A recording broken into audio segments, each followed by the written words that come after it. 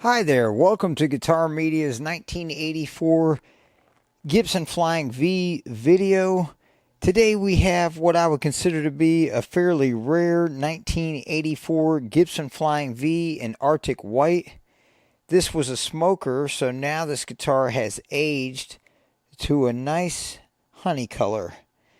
This guitar features the original Tim Shaw Dirty Fingers pickups. I believe these pickups were originally designed in the late 70s, but followed through the end of the Norlin era, which I believe was done away with in the mid to late 80s, somewhere around 85 and 86.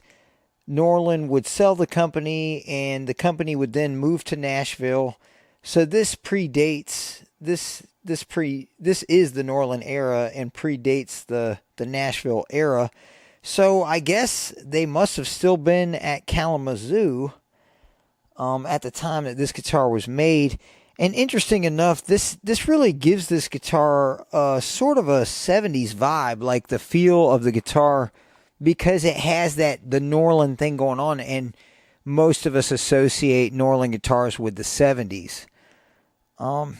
So yeah, it's got there's no volute back here, and really, I'm not 100% sure, but it seems to be a mahogany neck and a mahogany body. And then on this model, they did the stop tail piece and two volume controls and a single tone control. And it definitely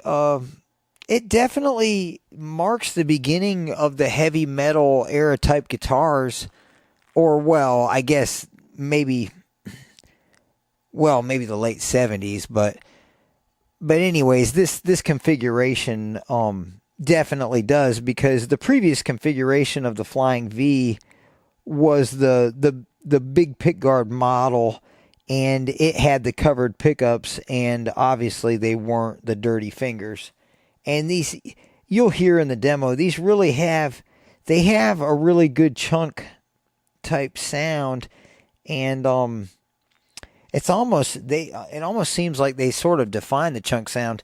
And this finish is interesting enough. This really appears to be a nitro finish, or at least the checking all over the body and all over the front of the headstock and the back and everywhere appears to be nitro, which I thought that was pretty interesting. And another thing that's kind of cool is the tuners. They look like the Japanese import models.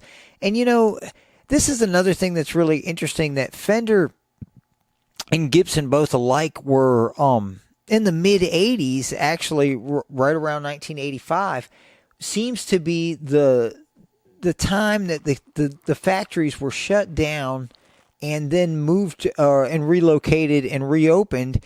And so that 1985 really seems to be sort of the dead year.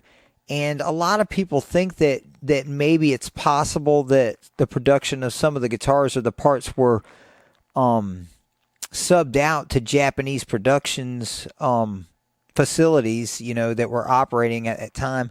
And really, I don't know all the details on that, but I do find it interesting that both companies, it seemed to happen for both companies around the same time.